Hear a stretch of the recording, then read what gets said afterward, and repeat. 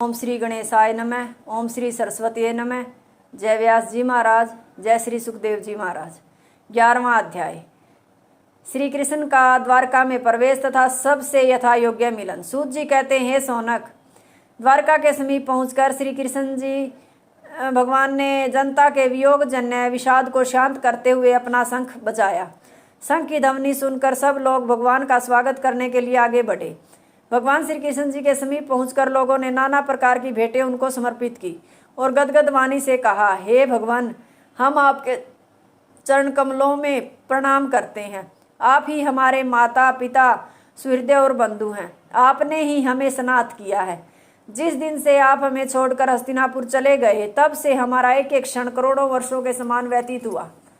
आप सर्वदा ही हमारे सामने बने रहें, ऐसी हमारी प्रार्थना है। प्रजा की स्नेहमयी वाणी सुनकर भगवान ने उन पर कृपा दृष्टिपात द्वारा अनुग्रह कर पुरी में प्रवेश किया। पुरी की शोभा अनुपम थी। सड़कें गुलाब और केवड़े के जल से सींची थी। उन पर फल, पुष्प और दुर्वा के अंकुर बिखरे हुए थे। प्रत्येक घर पर केलों के खंभे, मांगलिक कलश और प्रज्वलित दीपों की कतारें शोभा कर रही थी। धूप की सुगंध नगर में चारों ओर फैल रही थी। संपूर्ण नगर बंधनवार पताकाओं और झंडियों से सुसज्जित था। पुरी की सजावट देखकर भगवान बड़े प्रसन्न हुए। वसुदेव, अक्रूर, प्रद्युम्न, सांब आदि वीर गजेंद्र को आगे कर हाथों में पुष्पमाला आदि मांगलिक वस्तुएं लेकर श्री कृष्ण जी को लेने के लिए आगे बढ़े। श्री कृष्ण जी ने प्रणाम, आलिंगन, कर स्पर्श, सम्मित निरीक्षण आदि के द्वारा सभी नागरिकों तथा बंधु बांधवों का यथायोग्य सम्मान किया। भगवान के राजमार्ग में पहुंचने पर अटारियों पर चढ़ी हुई महिलाएं पुष्प वृष्टि करती हुई भगवान की अपूर्व छवि निहारती थी, किंतु उनके नेत्र तृप्त नहीं हो रहे थे। अपने दिव्य दर्शन से सभी को आह्लादित करते हुए भगवान स्वागतार्थ उपस्थित सब लोगों के साथ अपने प्रासाद के निकट पहुंचे। साथ चल रही जनता को ससम्मान विदा कर भगवान वहां से माता पिता के भवन में गए।